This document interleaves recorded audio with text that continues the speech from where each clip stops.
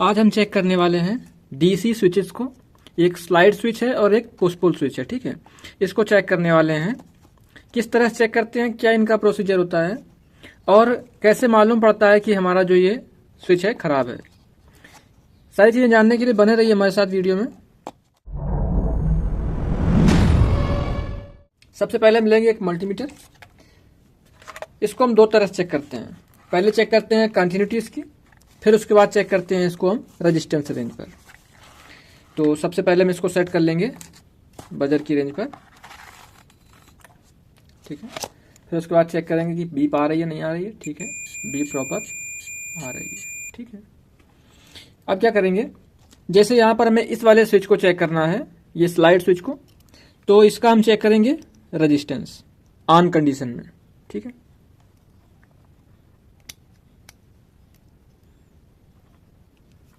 तो जब इसका रेजिस्टेंस हम चेक कर रहे हैं तो यहाँ पर हमें कोई रेजिस्टेंस, कोई कंटिन्यूटी नहीं मिल रही है। अगर कंटिन्यूटी नहीं मिलेगी तो स्विच हमारा खराब है, ठीक है। कंटिन्यूटी आ रही थी थोड़ी बहुत,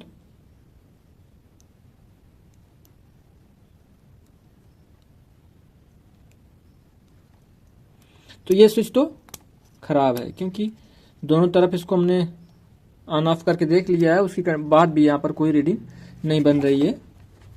तो ये स्विच तो हमारा खराब है, सीधी बात है, ठीक है। अगर इसमें रेजिस्टेंस आ रहा है तो कितना रेजिस्टेंस आना चाहिए। डीसी जो स्विच होते हैं लो वोल्टेज के लिए, उनका रेजिस्टेंस 2 ओम के कम, मतलब 2 ओम से नीचे होना चाहिए। अगर 2 ओम्स के ऊपर इसका रेजिस्टेंस आ रहा है तो उस कंडीशन में अगर इसमें करंट पास करेगी, 500 मिली एम्पियर करंट अगर इसमें से पास करती है, तो उस कंडीशन में इसमें हीटिंग इशू जनरेट होंगे और जिसकी वजह से कॉन्टैक्ट खराब हो जाएंगे और स्विच खराब हो जाएगा, ठीक है। तो या तो उसको मैं पहले ही चेंज कर दें या खराब होने के बाद चेंज करें। प्रॉपर सप्लाई नहीं मिलेगी, उसकी वजह से आगे जो सर्किट में कंपोनेंट्स लगे होंगे जैसे ट्रांजिस्टर या कोई डायोड, तो वो भी खराब होने का चांस रहता है, तो उसको चेंज कर देना अच्छा है, ठीक है। अब बचा पुश पुल स्विच। इसको किस तरह चेक करेंगे, दोनों पिनों पर यहां पर हम जो 2 पिनें आउटपुट की हैं उनको इस तरह से दबा के रखेंगे और इसको ऑन करेंगे। स्विच जब ऑन हो रहा है तो इसमें एक बार तो रीडिंग आ रही है ठीक ठाक, ये देखिए 83 132 ऐसे करके रीडिंग जा रही है, ये देखिए। तो ये भी प्रॉपर सही हमारा जो स्विच है वो नहीं है, ये खराब स्विच है, इसको भी चेंज करना पड़ेगा, ठीक है। अब एक चेक कर लेते हैं नया स्विच, उसमें किस तरह से आती है रीडिंग। तो उसके लिए हमने यहाँ पर एलिगेटर क्लिप का एक पेयर ले लिया है, इसी के साथ इसको कनेक्ट करेंगे। जो ये पास की जो होती हैं ये वाली, यही दोनों अगर इसको ऑन करेंगे तो आपस में शॉर्ट होती हैं दोनों तरफ में ऐसे से, और जो ये इस तरफ से जो दूरी जो ज्यादा होती है यहाँ पर ये आपस में पहले से ही कनेक्टेड होती हैं। तो चाहे आप यहाँ पर इनपुट दें और यहाँ से लें, या आप यहाँ से इनपुट दें और यहाँ से लें, ठीक है। तो कोई भी 2 पेयर का हम एक लूप बना लेंगे इस तरह से, ठीक है।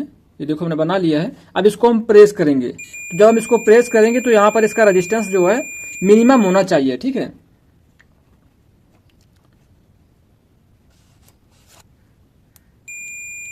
ये देखो इसका 0 हो गया। तो अगर इसका रेजिस्टेंस 0 हो जाता है तो उस कंडीशन में ये हमारा स्विच अच्छा स्विच है, ठीक है। अब क्या करेंगे, इसको चेक करेंगे हम रेजिस्टेंस मोड में। रेजिस्टेंस मोड में हमने इसको सेट कर लिया है 200 की रेंज पर।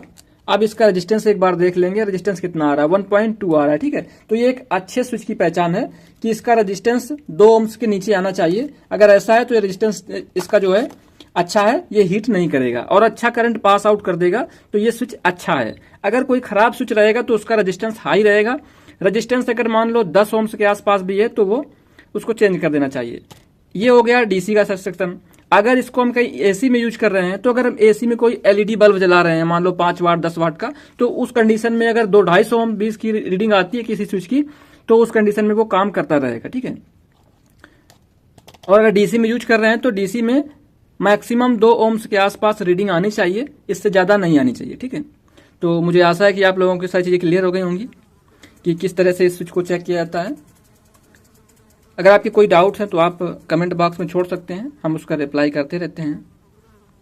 अगर आपने इस वीडियो से कुछ सीखा हो तो वीडियो अगर पसंद आई हो तो वीडियो को लाइक करें। अगर चैनल में पहली बार चैनल को सब्सक्राइब करें ताकि आने वाली वीडियो आप तक पहुंच सके। Thank you.